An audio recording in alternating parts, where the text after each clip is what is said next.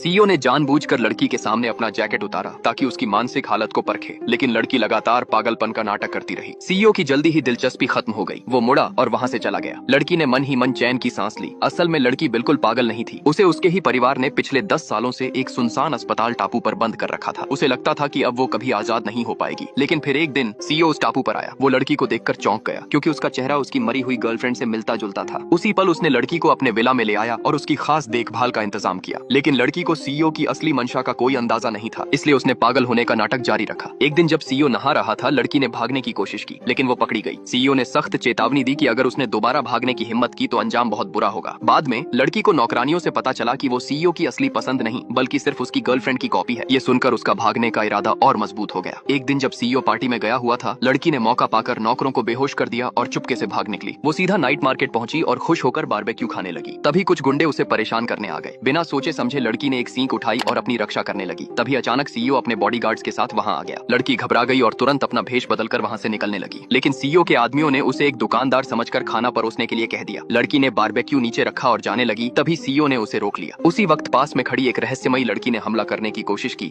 लेकिन सीईओ ने तुरंत स्थिति संभाल ली। ये सब देखकर लड़की दंग रह गई। उसने सीईओ को ठंडे दिल से सब संभालते देखा और तय कर लिया कि वो अपनी भागने की सच्चाई कभी सामने नहीं आने देगी। इसलिए वो चुपके से सीईओ की कार के डिक्की में छुप गई ताकि उसके साथ ही विला लौट सके। लेकिन उसे क्या पता था कि सीईओ पहले ही उसकी हर हरकत समझ चुका था।